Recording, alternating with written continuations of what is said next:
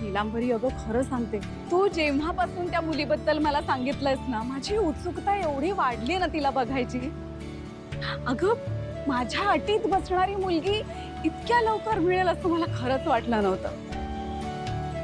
आई आली सुपर्णा. हो.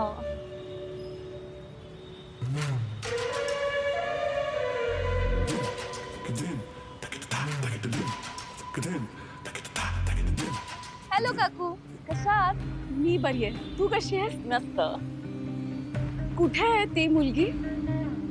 बरं, आम्हाला जशी हवी तशी आहे ना ती? हो काकू, सिद्धूसाठी एकदम परफेक्ट मुलगी आहे. म्हणजे तुमच्या सासूबाईंनी तुमच्या सगळ्या अटी मला सांगितल्या आणि तुमच्या सगळ्याच अटी या मुलीच्या बाबतीत एकदम जुळतायत. मी आता तिला देवळात भेटायला बोलवलंय.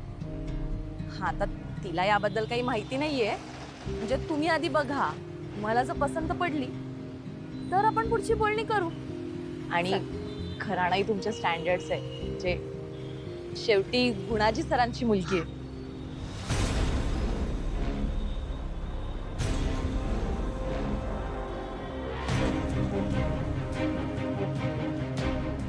काय? सिद्धूसाठी गुणाजीरावांची मुलगी? हो, म्हणजे मला जेवढं माहितीये, गुणाजी सरांचं आणि संपत सरांचं पॅचअप झालं. हा, मग त्यांची ही मैत्री जर नात्यामध्ये बदलली तर ते सरांच्या कामाच्या दृष्टीने चांगलंच आहे ना.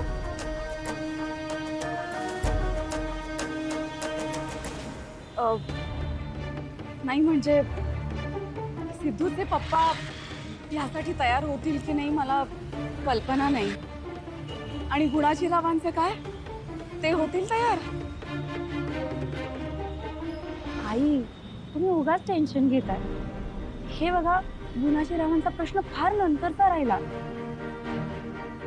तुम्ही अगोदर मुलगी पहा आणि तुम्हाला पसंत पडली ना मुलगी, तरच पुढची बोलणी होतील. एक्झॅक्टली. पण आय एम शुअर तुम्हाला मुलगी नक्की आवडेल.